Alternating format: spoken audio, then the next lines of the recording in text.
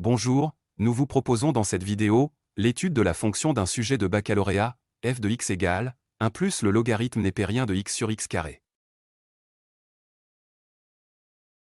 Soit f, la fonction définie par f de x égale 1 plus ln de x sur x carré, avec ln, le logarithme népérien, et c, la courbe représentative de la fonction f.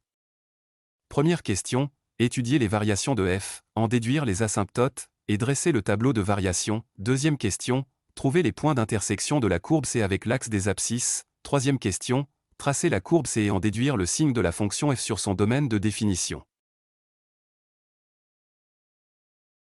Pour l'étude des variations de notre fonction f, nous allons commencer par la détermination de son domaine de définition. Nous avons d'une part le logarithme népérien et d'autre part, une fraction soit un dénominateur. Commençons par le logarithme népérien de x. X doit être strictement supérieur à 0. Pour le dénominateur, x carré doit être différent de 0, donc x doit être différent de 0. Dans ce cas, le domaine de définition de f sera l'intervalle ouvert de 0 à plus l'infini.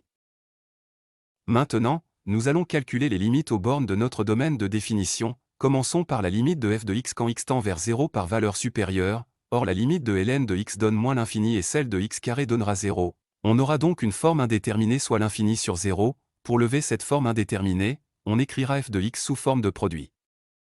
On aura alors 1 sur x carré fois 1 plus ln de x. Or la limite de 1 sur x carré donnera plus l'infini, et la limite de 1 plus ln de x donnera moins l'infini. On aura alors moins l'infini multiplié par plus l'infini qui est égal à moins l'infini.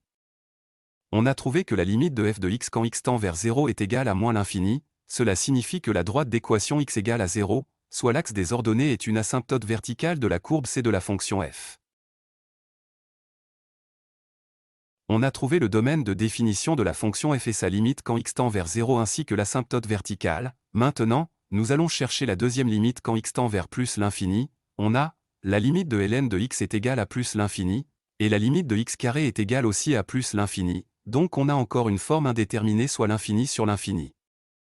Pour lever cette forme indéterminée, nous allons écrire la fonction f sous forme d'une somme. On aura 1 sur x carré plus ln de x sur x carré, soit 1 sur x carré plus 1 sur x fois ln de x sur x. Or, quand x tend vers plus l'infini, la limite de 1 sur x carré est égale à 0, la limite de 1 sur x est égale à 0, et enfin la limite de ln de x sur x est aussi égale à 0, donc la limite de f de x quand x tend vers plus l'infini est égale à 0. On a trouvé que la limite de f de x quand x tend vers plus l'infini est égale à 0, cela signifie que la droite d'équation y égale à 0, soit l'axe des abscisses est une asymptote horizontale de la courbe C de la fonction f.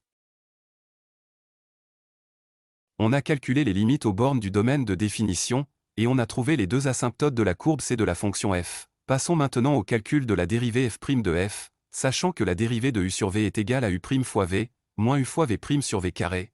On aura alors f' de x égale à la dérivée de 1 plus ln de x, fois x carré, moins 1 plus ln de x, fois la dérivée de x carré, sur x carré au carré.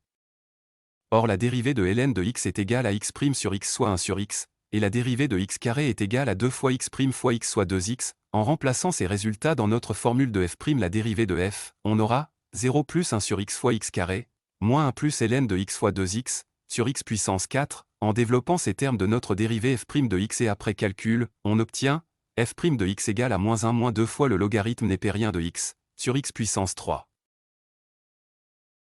Dans notre étude des variations de la fonction f de x et après calcul, nous avons trouvé la dérivée f' de x égale moins 1 moins 2 ln de x, sur x puissance 3. Or sur notre domaine de définition x est strictement positif, donc x puissance 3 est strictement positif. Cela signifie que le signe de f' de x dépend du signe de moins 1 moins 2 ln de x.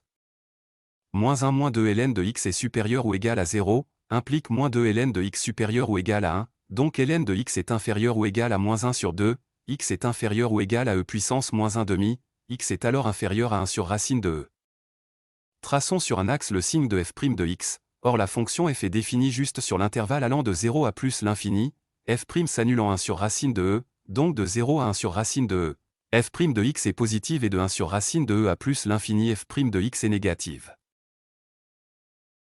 Après le domaine de définition, les limites à ces bornes, le calcul de la dérivée et son signe, nous allons tracer le tableau de variation de notre fonction f, calculant l'ordonnée du sommet dont l'abscisse est 1 sur racine de e où la dérivée est nulle. F de 1 sur racine de e est égale à 1 plus ln de 1 sur racine de e, sur 1 sur racine de e au carré. Après calcul, on trouve f de 1 sur racine de e égale à e sur 2, donc les coordonnées du sommet sont 1 sur racine de e sur 2. Traçons maintenant notre tableau de variation. F est défini pour x allant de 0 non inclus, à plus l'infini.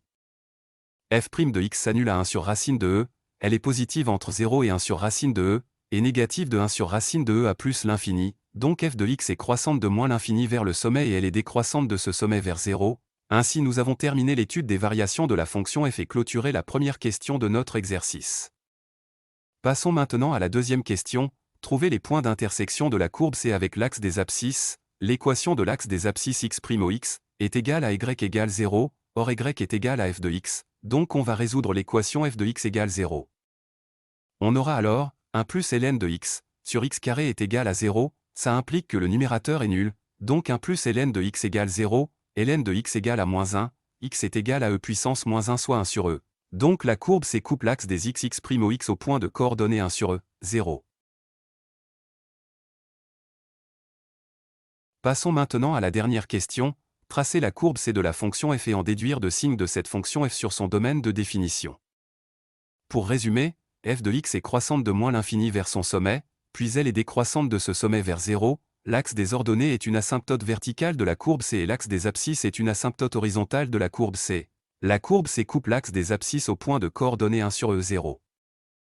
Afin de tracer notre courbe, on va nous faire aider par le point d'abscisse 1, car le ln de 1 est égal à 0. On aura alors f de 1 égale à 1, plus ln de 1 sur 1 au carré, soit f de 1 est égal à 1, donc la courbe C passe par le point d'abscisse 1 et d'ordonnée 1. Pour tracer la courbe C représentative de la fonction f dans le repère orthonormé OIJ, on commence par placer notre sommet dont l'abscisse est 1 sur racine de e et l'ordonnée est e sur 2, puis on place le point d'intersection de C avec l'axe des x, soit 1 sur e, 0, enfin le point trouvé de la courbe C, d'abscisse 1 et d'ordonnée 1. Puis on trace notre courbe C qui monte d'une façon asymptotique avec l'axe des y et ce, jusqu'à son sommet, puis elle descend de ce sommet vers 0 en rejoignant son asymptote horizontale soit, l'axe des xx' au x. Une fois la courbe C tracée, on va déduire le signe de f sur son domaine de définition, comme montré sur le graphe, quand x est compris entre 0 et 1 sur e, la courbe est en dessous de l'axe des x, donc f de x est négative, quand x égale à 1 sur e, f de x s'annule, enfin quand x est supérieur à 1 sur e, la courbe C est au-dessus de l'axe des x donc f de x est positive. Ainsi nous avons répondu à toutes les questions de l'exercice. N'hésitez pas à suivre notre chaîne YouTube et notre site web et nous laisser vos appréciations. Bon courage avec beaucoup de réussite et à bientôt avec de nouvelles vidéos. Merci.